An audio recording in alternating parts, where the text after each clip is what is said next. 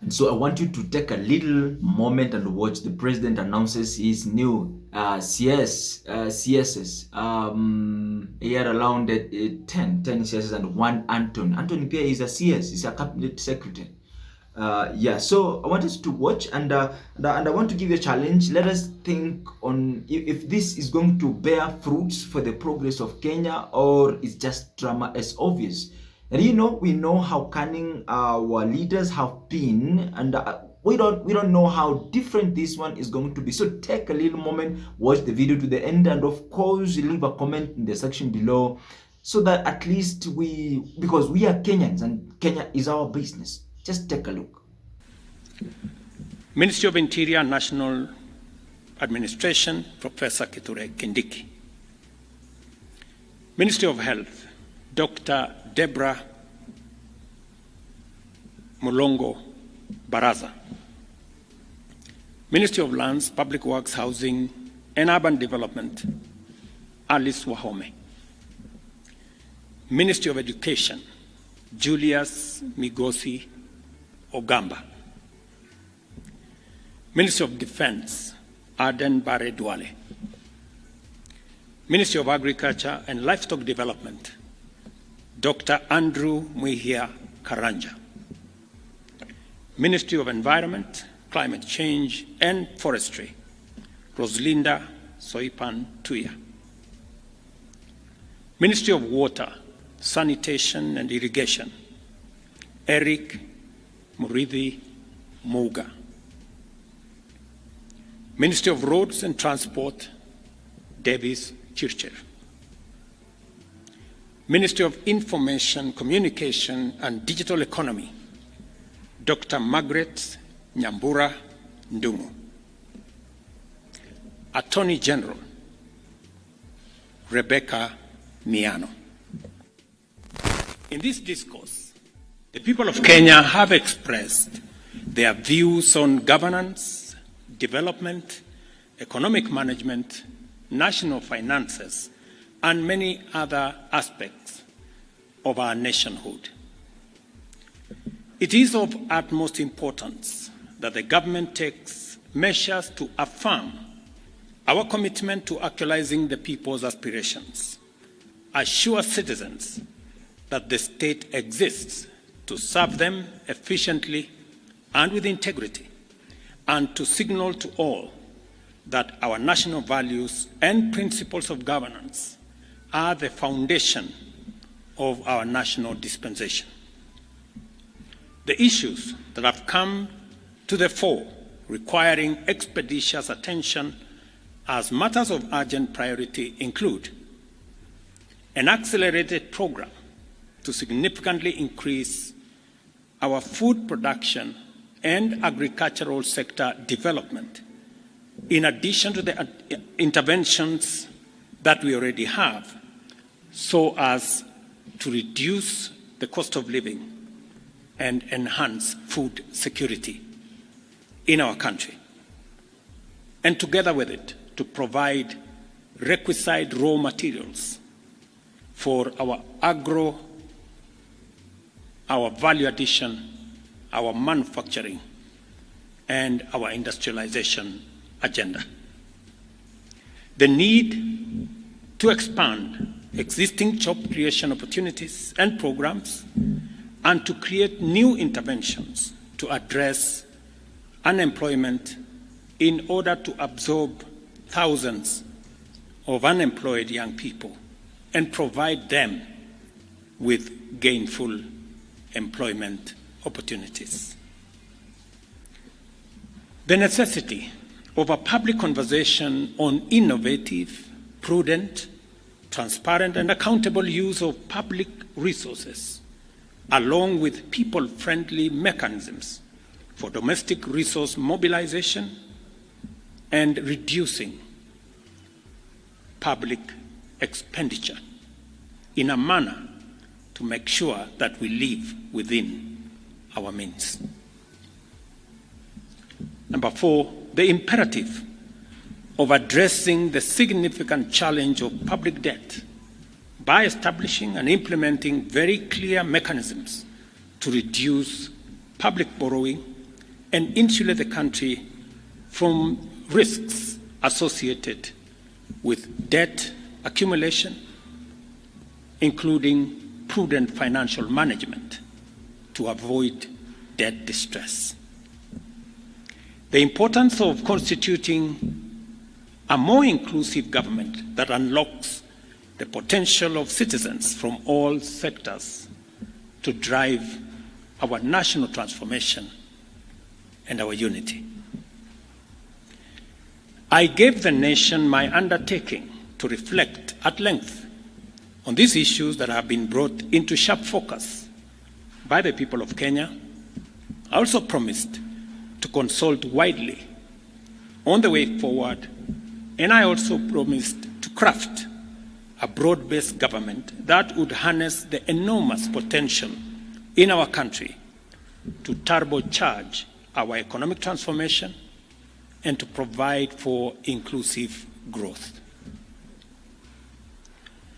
While the events of the past 1 month have caused tremendous anxiety, concern, and uncertainty, the crisis has presented us with a greater opportunity as a nation to craft a broad-based and inclusive citizen coalition for national transformation and progress, made up of all Kenyans from all walks of life.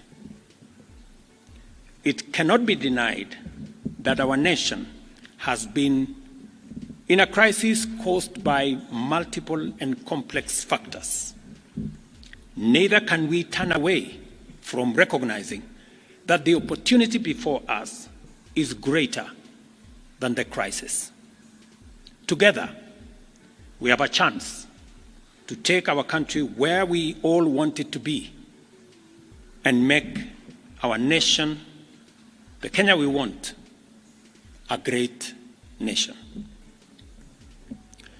For these reasons, I have consulted extensively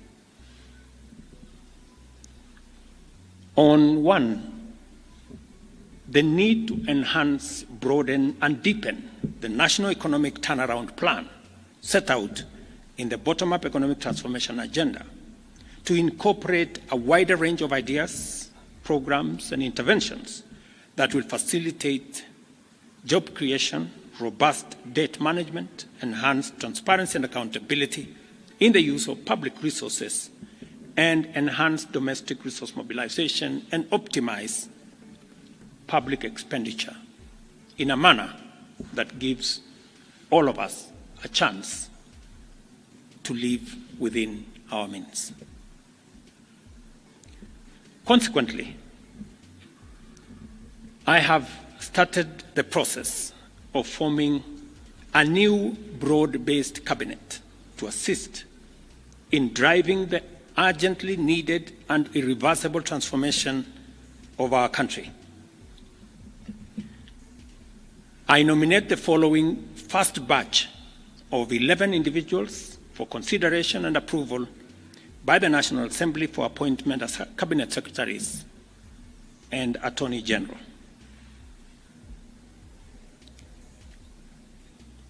I am continuing to undertake consultations across the political divide on the balance of cabinet that I will appoint shortly. The consultations are at an advanced stage, and internal processes in various sectors are underway to facilitate my appointment of the balance of this cabinet. Additionally, I will be issuing next week a clear roadmap on the assignment that the new cabinet is going to have, with clear timelines and deliverables for us to harness the tremendous potential that exists in our nation and drive our country to greatness. Thank you very much, and God bless you. So one of the questions we ask ourselves as the citizens of Kenya is why these differences? Where did we start from and where we are going? So Mr. President knew that he's supposed to create a broad-based government all along, or because of the demonstration, or because of the deaths, or because of the finance bill, all this has come to the light. You see, so I want to make the following remarks. Number one, citizens wa Kenya, we need to be very, very careful, because this will bring no difference, because the same people who have gone back to the offices are not new in the offices. They have been there. They have been looting. They have been stealing. They know the formulas. They know things. So Kenyans need to be very careful with every announcement that President William Samoei Ruto makes, because at the end of the day, he apologizes and says, no, we are human beings, we make mistakes. So when I was announcing that, I was actually not myself. So if we are not going to be very careful, the president is going to apologize 2027. Awambie, my people, the people that you gave me to work with me in the office, they misled me. That is why the regime has been very difficult to handle. And the citizens of Kenya who are good, who are humble, who are dedicated, who loves, will still elect this person in. Or else, if you not, he is going to steal. So if we are not going to be very careful, we will repeat the same thing. And you know what, my concern is very simple. People are dying in every time the government messes and we try to correct the problem. People must die, you see. So to me, life matters. So I don't want anybody to die because of a politician. That is my business.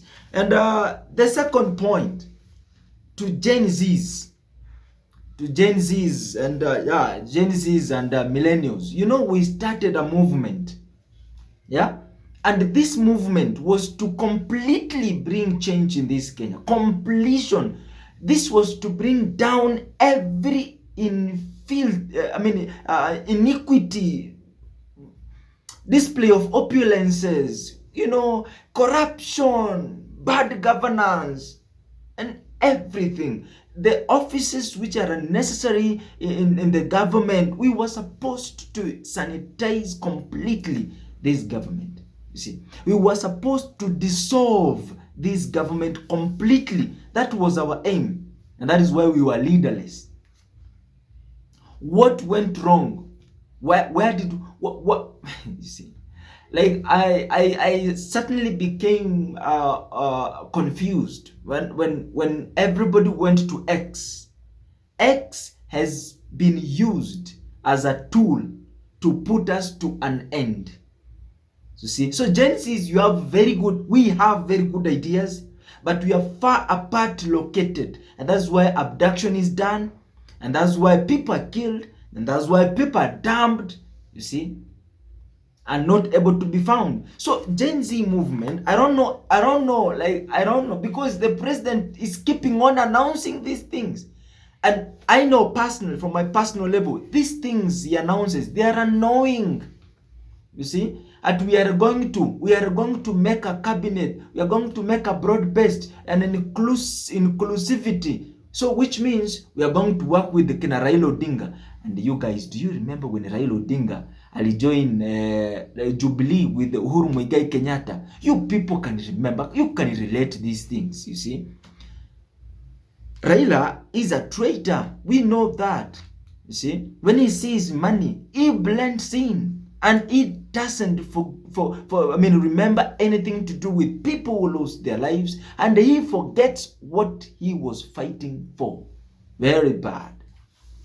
Very bad. So if Gen Zs, if we were interested in bringing change in this nation, then this was the right time. But if you are tired and you are looking for jobs by you know, at your individual level, okay, that's not my business. But you know, we will keep on doing this until change is coming, because our children are waiting for us, and this is what our parents did. And land ikanyanganywa, land ikanyakuliwa, the freedom was stolen, their mind was stolen, you know, everything was taken away from them. So they remained begging the government. They remained begging the government. So if we are going to repeat the same thing in future, we're going to beg the government, please, mister, come down, Zakayo, and Zakayo will never come down. The last thing I'm talking about, the opposition leadership of Raila and his cabinet as well. You have Kalonzo Musyoka, we have Sifuna and other leaders, Martha Karua. Yeah, I tend to imagine that Azimio is an old version of what? Of politics. The old version of politics. They speak when nobody want to hear them, you know, and they speak what you are not interested about. You see, they speak. They just speak. They have no order. They are not planned very well. Azimio, the opposition leader, Raila Odinga, he stands before the podium and is like, munapenda mtu wa kuua, munataka mtu amejaa damu kwa mkono endelea kuongoza. If you know the truth, why didn't you lead us to Canaan? If you know the truth, why are you still speaking, not acting? If you know this, why are those sweet words not implemented? That's a slogan that we don't want to hear anymore. So we need to evolve. Azimio leadership, evolve. Jua kwamba politics za Kenya ziko wapi and where we are supposed to take Kenya. And if you're supposed to kutetea mwananchi, stand for mwananchi and make sure the change is at the doorstep. If it is not there, stop talking. We are not interested with your words, with your English, or with your vocabularies. It's not our interest. The interest of Kenyans is moving forward. Now, mwenye mnatengeneza broad based, mnakuwa included. Unasikia? Vile president amesema, I'm looking forward to do what? To make a broad based government where other leaders are included. The question that comes in my mind, was Ruto prepared for this? And another question, when we said Ruto, this thing will be very difficult for you. You see, wacha Raila ongoze. What happened? Siangeacha Raila ongoze, yeye ongoze 2027, 2032. What was the problem? Wakati watu wameandamana all along, last year watu waliandamana about the kubadilisha the lawyers vile unataka, watu wakaandamana. Umeteka judiciary, watu wameongea. You know, vitu zimehappen, wana travel, watu wanaongea, and you don't care. So now you care. You see? So please, Azimio, kama munaingia kwa serikali, nyinyi ingieni tu. We have no business with you. You are an old version of politician, kind of politicians who speak and don't know what they're speaking. You see? So, and who uses people for them to gain. Oh, you know, that is nonsense. So we are not going to blend in with such kind of action. Therefore, let me conclude by saying this. Our leaders all along have been lying. The politics is a Kenya. Is a copyright. Is a copy of US. Is a copy of other developed countries.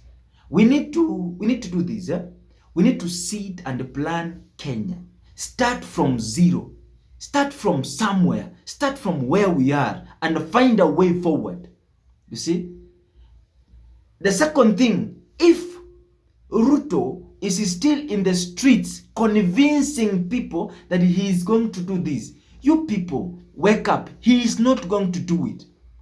Since he took power, he has been in the streets campaigning for 2027. Little did he know that this time was to come.